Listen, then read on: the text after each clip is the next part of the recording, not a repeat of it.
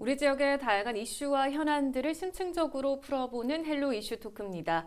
제22대 국회의원 선거가 마무리됐습니다. 충남 지역 최종 투표율은 65%를 기록했고 의석수 11석 중 여당인 국민의힘이 3석, 민주당이 8석을 차지했는데요.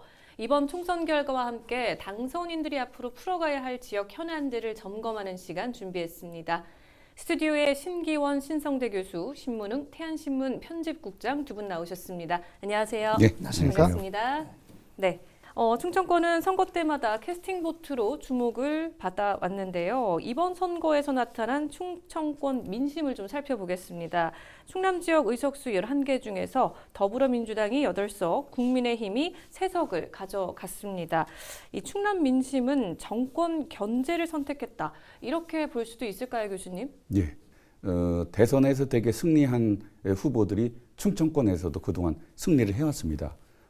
또 그리고 이제 그 시점으로 볼 때 되게 이제 대통령 임기 중반에 있는 선거는 이제 중간 평가라는 그런 그 의도도 있는데 사실 그 4년 전에 있었던 국회의원 총선에서는 당시 문재인 정부 시절이었습니다만 코로나 시국이었었어요. 그러다 보니까 이제 국민들이 어떻게 보면 이제 정권 그 심판보다는 정권 안정을 택해서 그 당시 여당이었던 민주당한테 이제 180석의 의석을 이렇게 몰아줬다. 네. 이렇게 볼 수 있습니다. 근데 이제 지금 그 이후에 사실은 뭐 이제 윤석열 대통령이 당선됐고 정권이 바뀌었고 그다음에 이어진 그 지방선거에서는 역시 이제 정권 안정을 택하는 그런 입장에서 국민의힘이 이제 압승을 했다. 이렇게 볼 수 있겠죠. 그런데 네. 지난 이제 2년 동안에 이제 윤 대통령의 국정 운영에 대해서 뭐 지지도도 뭐 굉장히 낮았고 불통이라는 그런 또 여론도 많았고 그래서 그런지 이번에는 이제 어떻게 보면 국민들이 정권 심판을 택했다 또 이렇게 보고 특히 이제 충청권에서도 아까 사회자님께서 말씀하신 것처럼 네. 기존에 이제 국민의 힘이 예전에 이제 미래통합당이었습니다만 이제 5석이었다가 이제 3석으로 네. 이렇게 수치상으로도 이제 2석이 줄어드는 그런 걸 보면은 충청권에서도 정권 심판을 택했다 뭐 그렇게 얘기할 수가 있을 것 같습니다. 네. 그리고 지금 22대 총선 최종 투표율을 보면 전국 67%입니다. 32년 만에 최고를 기록했는데요. 충남 지역은 전국 투표율보다는 조금 낮은 65%를 이제 기록을 했는데 시군별로 보면 투표율 차이가 꽤 많이 나는 거를 좀 볼 수 있거든요, 국장님. 이 투표율이 선거 결과에 미치는 영향 어떻게 좀 분석해 볼 수 있을까요? 이번 22대 총선의 충남 지역 투표율을 한번 살펴봤더니요. 네. 도내 가장 높은 지역은 청양군입니다. 무려 73.2%입니다. 아마 총선에서 70% 넘는 건 아마 근래에 처음인 것 같은데요. 네. 이에 반해서 가장 낮은 지역은 천안 서북이 59.3%입니다. 전국 평균 또 충남 평균보다 한참 낮은 수치고요. 네. 우리 인근의 서산은 66.4%, 태안군은 71.5%, 당진은 62.9%, 홍성은 68%, 예산 68.4%. 아무래도 이 선거별 투표율을 살펴보면요. 네. 후보 간의 대결이 치열했던 곳, 뭐 리턴 매치라든지 아니면 3번, 4번 맞상대했던 그런 후보들이 있던 지역이 아마 대결 구도가 높아지면서 투표율이 높았던 것 같고요. 네. 이에 반해서 또 대결이 처음인 신인들끼리 붙은 곳이라든지 아무래도 전통적으로 민주당이 강세 지역인 천안 아산권, 충남 서북구 우지 쪽에는 유권자들이 아무래도 민주당인 후보가 될 가능성이 높다라는 그런 측면에서 도시 지역에서 투표율이 낮았는데요. 네. 뭐 사실 그런 대로 표심이 낮은 확인해 본 결과 그렇게 된 것 같습니다. 그래서 투표율이 경쟁이 심했던 것, 출구조사 결과를 살펴보면 실제 투표율이 높았던 서산 태안이라든지 청양, 부여, 그다음에 공주 이 선거구는 표심이 투표율이 후보를 당락을 좌우하지 않았나 그렇게 생각합니다. 네, 그러면 각 지역별 상황도 조금 더 짚어보도록 하겠습니다. 먼저 당진시의 경우를 좀 보면 50여 년 만에 여야 양당 후보의 1대1 맞대결이 성사가 됐는데요. 진보 진영의 단일화가 선거 결과에 중요한 영향을 미쳤다. 이렇게도 볼 수 있을까요, 교수님? 예, 저도 뭐 사회자님과 같은 의견을 갖고 있습니다. 원래 이제 당진 지역에서는 원래 3분이 출사표를 던졌었습니다만 네. 진보당 후보였던 그 오윤희 후보가 민주당 어기구 후보하고 후보 등록 전에 일찌감치 그 단일화를 하고 네. 그다음에 이제 향후 정책 연대를 약속함으로써 유권자들의 이제 진보층의 표심이 이렇게 나눠지진 않았다. 또 이렇게 볼 수 있을 것 같아요. 네. 당선 뭐 개표 결과도 잠깐 보니까 14개 읍면동에서 9개 지역은 이제 정영선 후보가 이겼지만 인구 분포가 많은 뭐 당진 1, 2, 3동이라든지 그다음에 송악, 송산 이런 데서 이제 어기구 후보가 이기면서 이제 궁극적으로 당선이 된 것 같습니다. 네. 그러면 이 당진 지역 선거 과정에서 민심에 영향을 미쳤던 부분은 어떤 것들이 있었다고 보십니까? 저는 한 두 가지를 꼽고 싶은데요. 네. 당진 지역의 경우에는 이제 도의원 보궐선거가 있었습니다. 그러다 보니까 아무래도 후보자가 이제 국회의원 후보도 있지만 민주당에는 이제 또 홍기후 후보라는 도의원 후보가 있었는데 네. 국민의힘에서는 후보를 내지 않았어요. 그러다 보니까 아마 그런 것이 상당히 쌍끌이식으로 이렇게 견인한 그런 효과가 있지 않을까 이런 생각이 들었고 네. 또 하나는 이제 제가 그 비례대표 그 개표 결과를 좀 이렇게 보다 보니까 좀 재밌는 현상이 있는데 네. 이 어기구 후보가 정당 개인으로서 개인 득표로 얻은 득표 수하고 비례대표 득표에서 예를 들어서 그 더불어민주연합하고 조국 혁신당이 얻은 표를 이렇게 합산하면 네. 거의 좀 비슷해요. 그런 현상이 있습니다. 그런 걸 본다면 당진 지역에서도 뭐 이 개혁 조국 그 혁신당에서 이야기했던 뭐 지민 비조 지역은 민주당, 비례는 조국 혁신당 그런 그 어떤 선거 캠페인이 좀 먹혀들어간 점도 있다라는 그런 생각이 좀 듭니다. 네. 그리고 어기구 당선인은 선거 기간 동안 힘 있는 3선 의원을 강조해 왔는데 그만큼 재선 그리고 3선 국회의원이 갖는 무게감도 좀 다르다는 의미도 볼 수 있겠죠. 예. 아무래도 뭐 의원도 그런 얘기를 했지만 3선 이상은 돼야 국회의원의 꽃이라고 할 수 있는 이제 상임위원장도 할 수 있고 또 원내 대표라든가 또 뭐 정책위 의장 이런 데도 이제 도전해 볼 수 있기 때문에 네. 아무래도 무게감이 좀 다르다라는 생각이 들면서 어쨌든 의원이나 또 성일종 그 의원이 당선 소감에서 밝힌 바와 같이 지역 현안과 공약들을 나름대로 강한 추진력으로 해결했으면 좋겠다. 그런 또 바람을 가져봅니다. 자, 그리고 신문국장님, 지금 서산에서도 3선 의원이 나왔습니다. 지금 주민들은 현역이었던 성일종 의원을 또 한 번 선택을 한 건데 이번 서산 태안 선거 결과 어떻게 분석하십니까? 정의당이라든지 민주노당이라든지 진보 세력들이 꼭 이렇게 후보를 출마했었는데 이번에는 1대1 구도가 처음 형성됐습니다. 그래서 그리고 서산 태안의 특징 중에 하나가 그동안 역대 국회의원 선거를 쭉 살펴보면 내리 3선을 해준 적이 한 번도 없습니다. 그래서 재선 정도까지는 얼마나 잘하나 보고 그다음에 세 번째 나와서 꼭 고배를 마셨는데 이번 선거 관점에서 과연 성일종 의원이 내리 3선을 할 것인가 그것도 중요한 관심사 중에 하나 있었는데요. 네.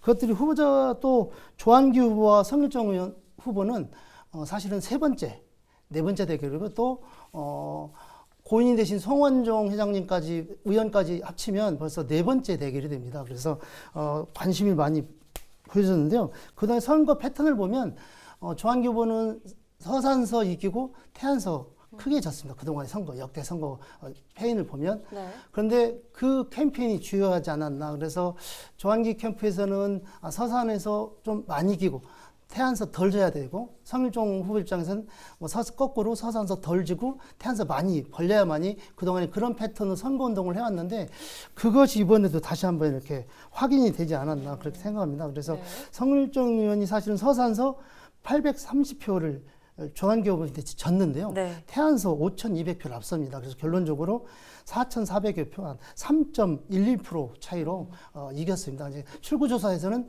0.2% 차이의 그 박빙으로 끝까지 됐었는데 아마 이 태안 투표구를 개표하면서 후보 간의 간극이 좀 벌어졌습니다. 그래요. 지금 말씀하신 것처럼 주목해 볼 만한 또 부분이 서산과 태안의 민심이 엇갈렸다는 겁니다. 지금 말씀하신 것처럼 득표율을 보면 서산에서는 근소한 차이로 조한기 후보가 앞섰는데 태안에서는 10%포인트 넘는 차이로 성일종 후보가 이제 앞섰습니다. 근데 이 부분을 좀 어떻게 봐야 할까 싶은데 승패를 갈랐던 이슈를 좀 어떻게 짚어볼 수 있을까요? 저도 우리 이제 태안 쪽에서 한 13% 정도 차이가 났거든요. 네. 그래서 한번 비례 투표를 어떻게 했나 한번 그걸 분석했더니 국민의 미래가 50% 육박하게 얻었습니다. 이에 반해서 뭐 범야권 진영이 할 수 있는 더불어민주연합하고 조국혁신당이 34%입니다. 그래서 아마 태안 지역에 왕곽에 형성된 보수표가 그대로 표심 차이로 10% 벌어지는 것 같습니다. 네. 그리고 중요한 건 또 한 가지 중에 하나가 뭐냐면 성일종 후보 캠프에서 사실은 조한기 후보가 지난 지방선거에서 가세로 군수가 당선 당시에 그 내세웠던 그 신재생 기금, 신바람 연금 100만 원을 주는데 노력하겠다라는 그 초기 그 캠페인을 했을 때 네. 사실은 성일종 캠프에서는 또 돈으로 뭐 하려고 한다. 그러면서 그걸 굉장히 비난했는데 거꾸로 사전투표 전날 갑자기 성일종 후보가 500만 원을 주겠다라는 그 전 현수막을 다 그걸로 바꿨습니다. 네. 그리고 그걸 집중적으로 투표소 앞에 걸어놓고 사실 선거 당일날도 보면 그 투표가 그 현수막이 주로 걸려 있었습니다. 이게 표심을 좀 자극하지 않았나. 그리고 그동안에 근간에 있던 성완종 회장님부터 구성됐던 사산정학재단의 뿌리 깊은 그 조직력이 다시 한번 지역사회에서 발휘가 됐다. 그리고 어르신들이 주로 많이 그 인연으로 형성된 그 견고한 그 보수층을 조한기 후보가 이것을 넘기에는 좀 역부족이겠다. 그래서 조한기 후보는 정권 심판을 전면에 내세웠는데 실제 500만 원이라는 그 벽을 넘지 못지 않았나 봅니다. 네. 그래요. 자, 그러면 이제 이 성일종 당선인 집권 여당 3선 의원으로서 앞으로 당내에서 영향력도 커지게 될까요? 그럴 것 같습니다. 실제 성일종 의원님은 네. 재선에도 불구하고 윤석열 정부의 초대 여당 정책위원장을 했습니다. 그리고 이어서 윤석열 정부의 제일 핵심 사항이 하나였던 후쿠시마 오염수 배출 관련해서 우리 바다 지키기 TF 위원장을 하면서 정권의 사실은 그 홍위병 역할을 좀 충실했다. 그런 측면에서 이번 새롭게 이제 아마 이번에 내각이 아마 개편될 것 같은데요. 충청권에서 보면 28석 가운데 6석이 국민의힘인데요. 그중에 3선 의원은 옥천의 박덕흠 의원 그 정도 빼놓으면 사실은 충청 대전 세종에서는 우리 성일종 의원이 3선에다가 또 그 앞에 쌓였던 경력들을 플러스하면 아마 지역에서는 일각에서는 이번에 윤석열 정부의 3기 내각에 아마 들어가지 않을까 이런 기대감도 좀 표출하고 있고요. 당내에서도 아마 큰 역할을 할 테고 아마 다음에 그 이어질 지방선거에서 김태흠 지사의 강력한 라이벌로 급부상하고 있고 실제 지난번 지방선거에서도 사실은 내심은 도지사 출마를 준비하고 있었는데 당내에 이제 정리되면서 이제 양보한 측면이 있어서 아마 그런 정치적 중량감이라든지 아니면 역할들이 아마 여러 모양새로 아마 커질 것 같습니다. 자, 그럼 예산 홍성으로 넘어가 보겠습니다. 교수님, 홍문표 의원의 불출마로 새로운 인물들이 나섰는데요. 충남도지사를 지냈던 양승조 후보, 그리고 윤석열 정부 초대 대통령 비서실 시민사회 수석 비서관 강승규 후보의 대결이 있었습니다. 이 보수 텃밭짐을 다시 한번 확인하는 선거가 아니었나 싶어요. 네, 맞습니다. 어떻게 보면 또 이 홍성 예산 지역을 충남의 뭐 TK다. 이런 얘기를 할 정도로 이렇게 이제 좀 보수 성향이 강한 곳이죠. 그래서 이제 민주당에서도 어떻게 보면 전략적으로 충남 도지사 출신인 양승조 후보를 이렇게 이제 투입했다고 볼 수 있는데 결과적으로 뭐 이변은 없었다. 또 이렇게 이제 볼 수 있을 것 같아요. 네. 다만 이제 이 지역구가 홍성 예산 두 곳인데 네. 나름대로 그 표 차이가 한 10,000표 정도가 났어요. 네. 그런데 이제 홍성 지역의 경우를 보면은 강승규 후보가 이제 50.29% 그리고 양승조 후보가 49.7% 그래서 한 329표 정도 차이밖에 안 났는데 네. 예산 지역에서 이제 사실은 이 강승규 후보가 60.16% 그리고 양승조 후보는 이제 39.73% 그래서 네. 거기서 이제 거의 한 9,742표, 사실 이제 10,000표 가까이 이렇게 났다고 볼 수 있습니다. 네, 사실 근데 국장님 지금 홍성 예산 같은 경우는 진보 정당 후보에게는 그야말로 험지라고 할 수 있었는데 그래도 양승조 후보가 득표율 40%를 넘겼다는 점은 민주당으로서는 의미 있는 성과라고도 좀 평가를 해볼 수 있지 않을까요? 아마 역대 그 홍성 예산 선거에서 아마 제일 근접한 결론이고 또 민주당 입장에서 제일 많은 득표를 했는데요. 선거 전에 저희들이 이제 예산 지역에 있는 지역신문 관계자들하고 한번 이제 선거 전에 이제 뭐 대화할 일이 있어서 물어봤더니 네. 그동안 역대 선거에서 계속 홍성 사람만 국회의원이 배출됐습니다. 가만히 짚어보시면요. 그래서 네. 예산 사람들이 상대적 소외감이 굉장히 컸어요. 그래서 정당에 상관없이 예산 사람 나오면 무조건 예산 사람 찍겠다라고 예산에 벌써 그런 여론이 뿌리 깊게 아주 형성돼 있었다고 했습니다. 그래서 아마 그 승패를 아까 네. 교수님 말씀대로 승패를 가른 제일 큰 요인은 예산 사람 한번 시켜야 된다. 그래서 선거구 두 군데인데 계속 홍성 사람만 했기 때문에 예산 사람 한번 시켜야 된다. 그게 아마 크게 작용하지 않았나. 그리고 또 사실 보면은 강승규 수석은 윤석열 대통령이 제일 측근 중에 측근이라는 그런 또 청와대에서 내려보냈다. 또 민주당에서는 뭐 그 양승조 지사를 전략적으로 대항마로 이렇게 세워서 충남 전체 선거를 좀 주도해 줄 것을 요청하고 그런데 이렇게 물론 졌지만 많은 득표를 하면서 충남 주변 지역의 전체에 영향을 좀 민주당 후보들이 힘을 내는데 아마 좀 되지 않았나 보고요. 네. 민주당이 이런 성과를 낼 수 있었던 것은 아무래도 앞으로 다음 선거에서 뭐 지사 선거라든지 아니면 또 지방 선거 그리고 앞으로 이어질 또 다음 총선에서는 민주당 후보도 해볼 만하다. 그리고 더구나 말씀대로 내포 신도시를 중심으로 그 도시화가 좀 더 가속화되면 젊은 분들이 많이 더 유입이 되고 홍성에서 사실은 이런 결과 나타난 것도 내포 신도시 주변에 젊은 표심이 그래서 아마 두 후보 간의 격차가 이렇게 많이 안 났고 민주당 표를 견인했다는 그 요인들 같은데 앞으로 다음 선거부터는 아마 양당의 후보들이 좀 치열한 더 접전이 보여질 겁니다. 네. 자, 이제 두 분께 같이 질문을 드리겠습니다. 이제 총선이 끝나고 22대 국회에 입성하게 될 우리 충청남도 지역 국회의원들이 시급하게 풀어야 할 각 지역 그리고 충남 전체 현안들을 꼽아본다면 어떤 것들이 있을까요? 먼저 교수님. 예. 그 보도를 보니까 이제 지난 2월 말에 충남도에서 이제 22대 총선을 앞두고 충남 현안을 좀 발굴해서 각 정당의 공약화를 좀 이렇게 요청한 것 같아요. 그래서 아마 이제 핵심 과제로 한 28건, 그 다음에 뭐 지역 과제 한 112건 해서 140건을 이렇게 이제 각 당의 공약으로 좀 채택해 달라 이렇게 했습니다. 네. 그 중에 이제 뭐 주요한 내용 중에 보니까 이제 뭐 충남 국립의대 신설이라든가 또 화력 발전 지역 자원 시설세 탄력세율 적용, 그리고 또 태안의 가로림만의 그 해상 교량 건설 이런 뭐 굵직굵직한 그 또 지역 과제들도 해놨는데 네. 제 생각에는 일단 이제 뭐 여야를 떠나서 또 정당을 떠나서 각 그 당의 그 충청 지역 그 당선자들이 네. 결국 그 충남 도지사하고 이렇게 좀 연석회의를 열어서 개원 전에 이런 그 충청권의 그 현안들을 어떻게 풀을 것인가 이런 것에 대해서 또 좀 논의를 하고 그러면서 전략적인 어떤 그 또 이런 걸 또 수립해보는 그런 노력이 좀 필요한 게 아닌가라는 네. 그런 생각을 해봅니다. 네. 그리고 부장님. 그 뭐 전국적인 문제긴 하지만 인구 소멸 위기에 처한 그 충남을 어떻게 살릴 것인가에 대한 부분들을 한번 좀 우리 여야 의원들이 좀 고민했으면 좋겠고요.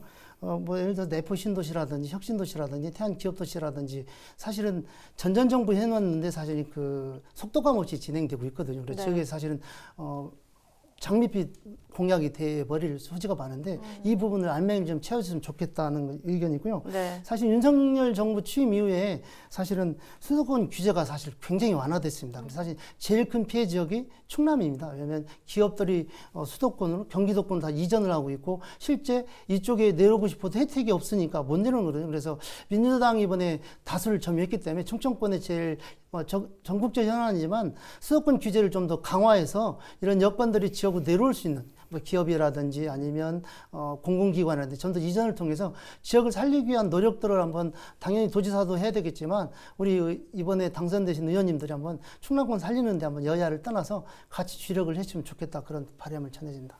알겠습니다. 앞으로 4년 동안 지역의 대표 일꾼이 될 국회의원을 뽑는 총선이 끝나고 오늘 결과와 앞으로 풀어가야 할 과제들을 점검해 봤습니다. 두 분 말씀 잘 들었습니다. 고맙습니다. 예, 감사합니다. 감사합니다.